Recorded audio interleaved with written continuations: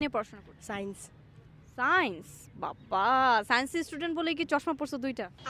না, এটা সেই কারণে না। তাহলে চশমা মেয়ে দেখতে কাজে লাগে।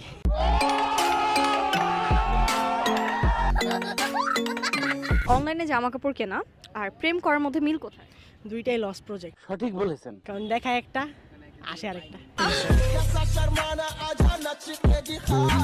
তোমার কাছে যদি এখন একটা জাদুর কাঠি থাকতো, সেক্ষেত্রে তুমি এখন কি গায়েব করতা?